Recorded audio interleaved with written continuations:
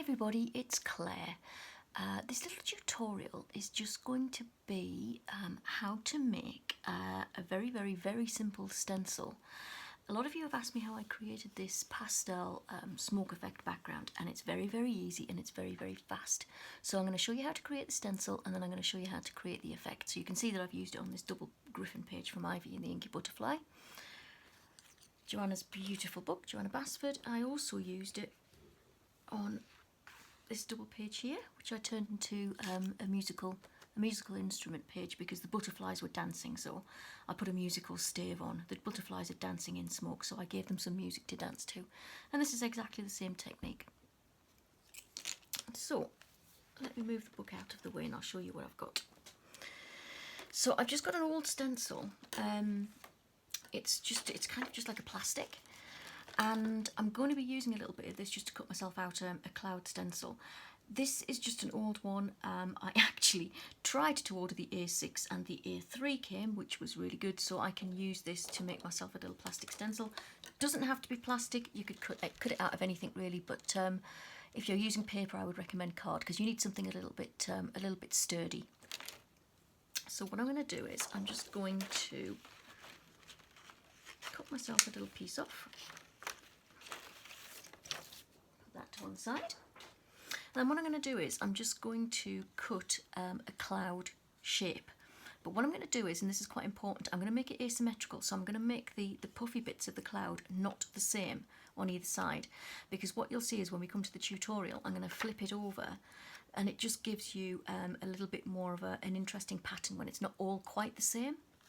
So pair of scissors, dead easy. I'm going to leave the bottom, I'm going to leave this bottom just flat. And I'm going to cut myself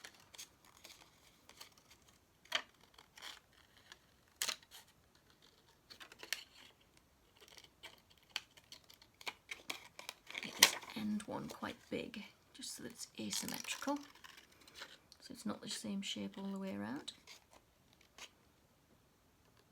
Okay, there we have it, a cloud stencil. It's as easy as that. Let's get rid of this little bit. Now what I have, you can see, is a set of pan pastels. So these are the set which are kind of greys and blue greys and peaches. So if I just turn them over, because I'm going to be using a random selection of these. So these are, well, the colours are on the back. Sorry, little pause then. The colours are on the back, so I'm going to be using a mix of the Payne's greys and the neutral greys and then the light and the burnt siennas. Okay. Now you don't have to have pan pastels, any pastel will do at all. Pastel sticks, pastel pots, pastel pencils. Actually pastel pencils might be a bit harder to use, so I would stick to either blocks or pots. And I'm just going to turn the light out in the art room so that you don't get the reflection of the lights on the video. Okay, so what I've got underneath is just basically, let me move my book out of the way actually, and then I can put my pan pastels up there. I'm going to take the lid off.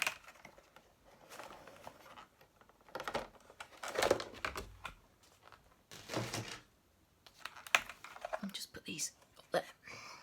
Okay, so I've got my A3 white sheet. Got my stencil, and then what we're going to do is we're going to pick some of those lighter greys. So I'm going to start off by just picking myself. I'm just rubbing my finger. I'll just move this down the shot a little bit for you. I'm rubbing my finger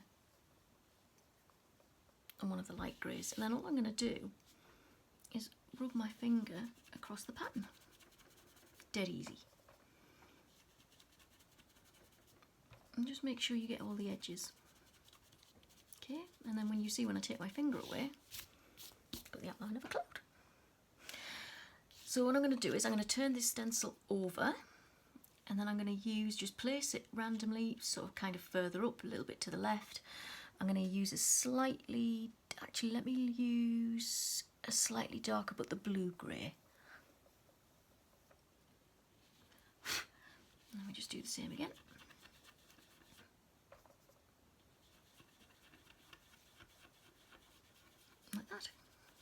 How easy is that? Okay, take it away. And you can see that it's kind of gone over that one a little bit, so, and it's quite nice because that's the effect that you want. You want kind of banks of clouds, if you know what I mean. So I'm going to turn it back the other way, and what I'm going to do this time is just, I think, because the context that I used this technique in was flames, I think it's nice to add a little bit of the light peach just to kind of indicate the heat. So some of the sienna and the peach colours.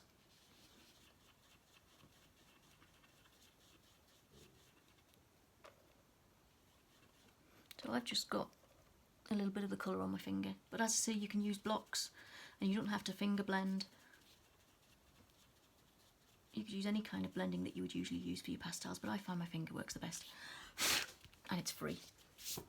So can you see it's building that colour up of the smoke? So let's go back to some of the greys and we'll put some more up here. Slightly darker one this time, I think.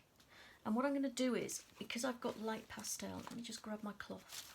So I've still got light pastel on my hand, I'm just going to give it a quick wipe, and then it's not mixing in with any of the other colours. So slightly darker grey, I think. And you basically just keep working up the cloud formation like that.